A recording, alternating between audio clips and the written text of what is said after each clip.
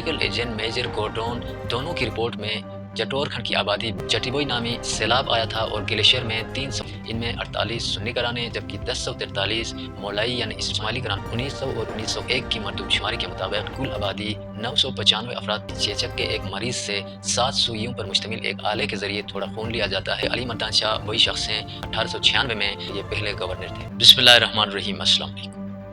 جس وقت برطانیہ ہندوستان پر قابض ہوا اس وقت روس ہندوستان کی مغربی سرحد پر ایک طاقتور بادشاہت کے طور پر موجود تھا۔ برطانوی حکومت کو ہمیشہ یہ خوف رہتا تھا کہ کہیں روس مغربی سرحدوں پر حملہ آور نہ ہو، اس لیے برٹش انڈیا سینٹرل ایشیا کے ہندوستانی سرحدی علاقوں کی تفصیلی رپورٹ بنانے اور ہندوستان میں داخل ہونے والے راستوں اور ان علاقوں میں رہنے والے لوگوں کی تفصیلی رپورٹ جمع کرنے کے لیے وقتاً فوقتاً خفیہ مشن بھیجتے رہتے تھے۔ 1906 میں military report and a gazetteer of Gilgit agency and a independent territories of Tangir and Darel کے نام سے تفصیلی رپورٹ مرتب کی گئی اور اس کی دوسری ایڈیشن 1927 میں بنائی گئی۔ اس رپورٹ میں 1878 سے لے کر 1927 کے درمیان خفیہ مشنز اور بعد میں پولیٹیکل ایجنٹس کی رپورٹ شامل ہیں۔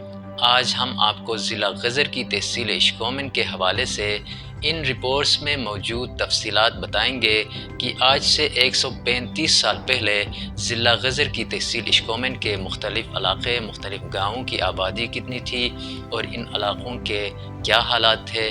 آپ سے گزارش ہے کہ ویڈیو کو لائک کریں اور یوٹیوب چینل کو ضرور سبسکرائب کریں۔ گلگت شہر سے مختلف سرحدی علاقوں کی طرف جانے والے راستوں کو برٹش فوج نے مختلف ناموں سے منسوب کیا تھا۔ گلگت سے اشکومن جانے والے راستے کو انگریزوں نے روٹ نمبر 59 یعنی 59 کا نام دیا تھا۔ 1906 میں مرتب اس رپورٹ میں لکھا ہے کہ یہ راستہ سامان سے لدے جانوروں جن میں گھوڑے گدھے وغیرہ استعمال ہوتے تھے ان کے لیے تو قابل استعمال ہے، لیکن بہت زیادہ پتھریلی اور سخت زمین ہے۔ اس رپورٹ میں لکھا ہے کہ یہ راستہ ہائم کے مقام پر معلق پل سے دوسری طرف نکلتی ہے اور امت تک پھر یہی راستہ جاتا ہے۔ گلگت سے غورا برت نامی کسی جگہ کا ذکر ہے اس رپورٹ میں کہ گلگت سے غورا برت تک 63 کلومیٹر کا فاصلہ ہے۔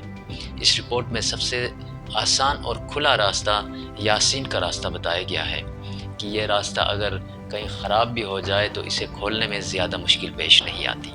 1896 میں اشکومن کو یاسین سے الگ کر دیا گیا اور براہ راست پولیٹیکل ایجنٹ کے انڈر کیا گیا۔ اس سے پہلے یہ علاقہ یاسین کے حکمرانوں کا حصہ ہوا کرتا تھا، جن میں میر ولی، راجہ گوہرمان اور ان کے بعد میں حکمران بننے والے ان کے بھائی میر امان وغیرہ شامل تھے۔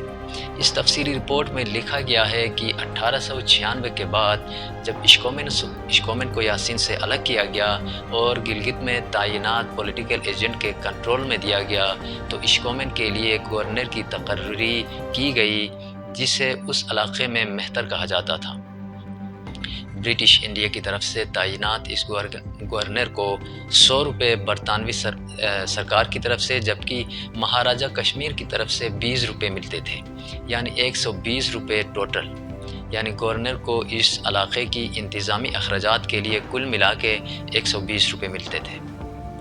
پورے اشکومن کے لیے 12 لیوی اہلکار اور 1 لیویز کا حوالدار تعینات ہوا کرتا تھا۔ امت اور چٹور کھنڈ کے چرویلو اور 1 منشی یہاں تعینات ہوتا تھا۔ یہ ٹوٹل سرکاری نفری پر مشتمل پوری مشینری یہاں پر تعینات ہوتی تھی۔ ان کی تنخواہیں 6 سے 10 روپے کے درمیان بتائی گئی ہیں، یعنی گورنر کے علاوہ جو یہاں پہ امپلائیز تھے، جو حوالدار صاحب تھے، غالباً ان کی تنخواہ 10 روپے ہوگی اور باقیوں کی تنخواہ شاید 6 روپے ہوگی۔ بہرحال 6 سے 10 روپے کے درمیان ان کی تنخواہ ہوا کرتی تھی۔ جو ٹیکس گورنر جمع کرتا تھا یہ قابل کاشت زمین کا ٹیکس ہوتا تھا اور اس کا ایک حصہ مہاراجہ کشمیر کے دربار میں بھیج دیا جاتا تھا۔ اس رپورٹ میں یہاں کے فصلوں کے بارے میں لکھا گیا ہے کہ یہاں گندم، جو جسے سری کہتے ہیں، باجرہ، اندالو نام کے فصل کا ذکر ہے، اس کے بعد کٹھون کا ذکر ہے، کھراش نام کے فصل کا ذکر ہے اور مکئی کا ذکر ہے۔ کوہ غزر میں یعنی گپت سائٹ پہ دلچسپ طور پر کاٹن کی کاشت کا بھی ذکر ہے، یعنی کپاس کی کاشت۔ اس کے بعد تمباکو کی تھوڑی بہت کاشت کا بھی اس رپورٹ میں بتایا گیا ہے۔ گوہرمان کی وفات کے بعد یعنی 1860 کے بعد ان کے بیٹے ملک امان اشکومن کا حکمران بنا۔ راجہ بابا جان مہتر نے اپنی کتاب میں اسے 1863 کا واقعہ لکھا ہے۔ بہرحال اس رپورٹ میں 1860 لکھا گیا ہے کہ مڈوری میں سکھ اور ڈوگرا فوج کے ہاتھوں قتل عام کے بعد ملک امان مہاراجہ کشمیر کے ڈوگرا حکمرانوں نے انہیں اپنا نمائندہ بنا کر اس علاقے کا حکمران بنا دیا اور وہ اسی طرح اشکومن کا بھی حکمران بن گیا۔ 1870 میں یاسین میں ایک ٹورسٹ جارج ہیورڈ کا قتل ہوا اور اس رپورٹ میں لکھا ہے کہ میر ولی نے ملک امان کے کہنے پر اسے قتل کیا تھا، اور اس واقعے کے 3 ماہ بعد پہلوان بہادر نے یاسین پر حملہ کر کے اس علاقے پر قبضہ کر لیا اور اس طرح اشکومن پھر پہلوان بہادر کے قبضے میں چلا گیا۔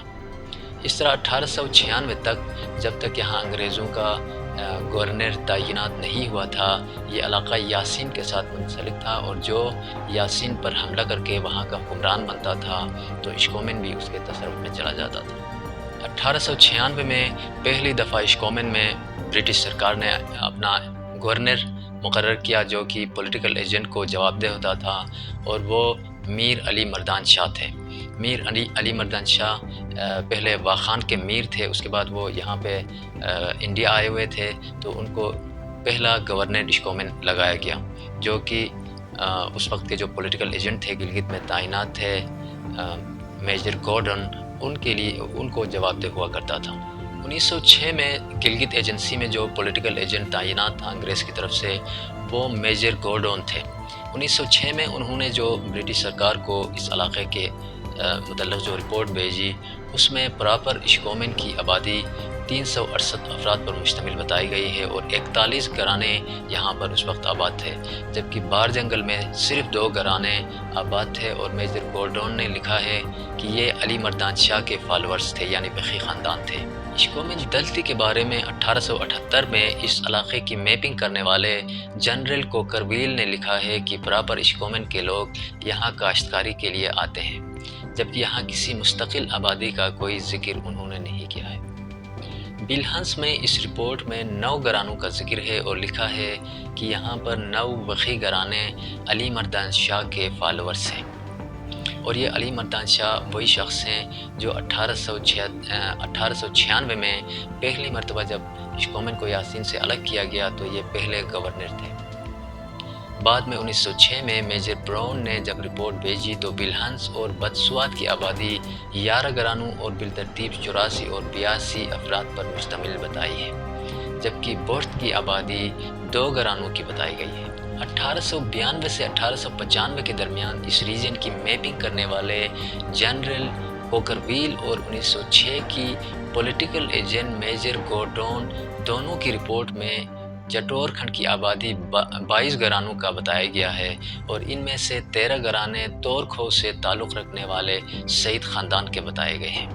چٹور کھنڈ کی خوبصورتی کا ذکر بریگیڈیئر جنرل کوکرویل نے خصوصی طور پر کی ہے۔ انہوں نے لکھا ہے کہ چٹور کھنڈ ندی کے اوپر 22 گھرانوں پر مشتمل ایک چھوٹی سی خوبصورت بستی ہے، جس کے آخر میں ہیول نامی سرسبز چراگاہوں پر مشتمل ایک میدانی علاقہ ہے۔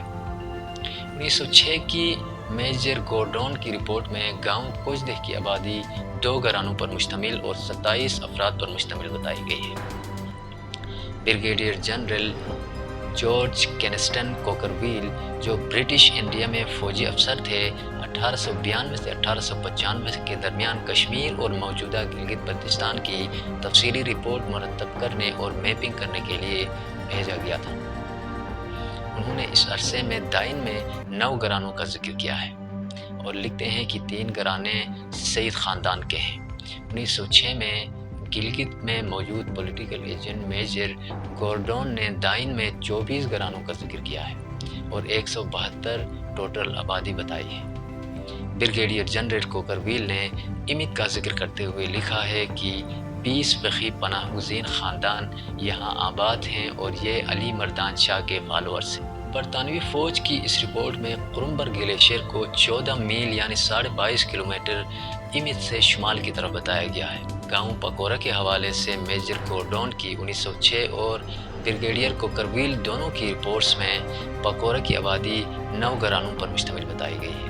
جنرل کوکرویل نے لکھا ہے کہ چٹور کھنڈ سے 2 میل کے فاصلے پر سعید خاندانوں کے 9 گھروں پر مشتمل یہ چھوٹی سی بستی ہے اور اس کی کل آبادی 69 یعنی 59 افراد پر مشتمل ہے۔ میجر گورڈون نے کچھ دہ چٹور کھنڈ اور پکورا کے بارے میں لکھا ہے کہ یہاں پر غزر، لاسپور اور پھر چترال کے مختلف علاقوں سے سعید اور دیگر لوگ آباد ہیں۔ شونس کی آبادی کے بارے میں پولیٹیکل ایجنٹ میجر گورڈون نے 1906 میں لکھا ہے کہ یہاں 5 وقی گھرانے آباد ہیں اور یہ علی مردان شاہ کے فالورز ہیں۔ اسمبر کی آبادی 2 گھرانوں جبکہ چٹور کھنڈ سے فاصلہ 4 یا 5 میل بتائی گئی ہے۔ 1906 میں مرتب ہونے والی برٹش فوج کی report military report and gazetteer of Gilgit agency in independent territories of Tangir and Darel میں لکھا ہے کہ اشکومن اور غزر کے دیگر علاقوں میں چیچک کی ویکسینیشن کی پرانی روایت موجود ہے۔ رپورٹ میں لکھا ہے کہ غزر میں 7 سال کے عرصے میں ایک دفعہ اس عمل کو دہرایا جاتا ہے۔ اس رپورٹ میں مزید لکھا گیا ہے کہ چیچک کے ایک مریض سے 7 سوئیوں پر مشتمل ایک آلے کے ذریعے تھوڑا خون لیا جاتا ہے اور اسے باقی لوگوں کو اور بچوں کو بازو کے سامنے والے سائڈ پر لگایا جاتا ہے۔ ویکسینیشن کے اس عمل سے پہلے ایک سعید شخص کچھ آیات پڑھتا ہے اور پھر اس عمل کو شروع کیا جاتا ہے۔